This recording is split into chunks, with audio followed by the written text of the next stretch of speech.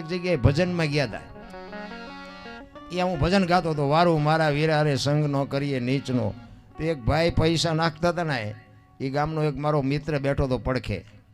એને કીધું કે બાપુ આ કોઈથી પૈસા નાખે નહીં, પણ આજ ગમે એમ હોય. પછી મેં કીધું ભાઈ બંધ કરવાનું કહેતો હોય તો હું તો બંધ કરું, આપણે કંઈ ગાવાનો શોખ નથી. ના ના, એ કે તમે ગાઓ. વળી પાછો પૈસા નાખવા આવ્યો. પછી અમારો રાઉન્ડ પૂરો થયો, અમે બહાર ગયા તો એ અમારી વાંય આવ્યો તો મારો ભાઈ બંધ એને પૂછતો હતો, એ કે તું હારા કોઈથી પૈસા નાખ લઈને કે આજ કેમ પૈસા નાખતો હતો? એ કે નાખું તેને કે બાપુ મારા દુશ્મનને ગાળ્યું દેતા હતા મને મજા આવી. કે એટલે મેં કીધું ભાઈ હું ગાળ્યું ક્યાં બોલ્યો છે? એ મને કે દેતા હતા ગાળ્યું, તમે દેતા હતા. એટલે પણ મેં કીધું એ ગાળ્યું હું નથી બોલ્યો, તું મને સમજાય. તો મેં કીધું કેમ ગાળ્યું બોલ્યો? તમે નહોતા કહેતા કે વારું મારા વીરા રે સગનો કોળી નીચનો. મેં કીધું સગનો કોળી નીચનો નહીં, સંગનો કરીએ નીચનો. મેં કીધું નોખા પાડ ને વાહ અમારા કોક કાબરા કરશે. પછી કીધું આ ભજન તો કોઈ નથી સમજાતું, બોલવાનું ચાલુ કરો ને કે કોક હળદર ભરેવા કરશે. હવે સમજાય નહીં. હવે આમ હમણાં કવિરાજ કહેતા હતા શબ્દ પકડો લ્યો, આમાં શું પકડાવો?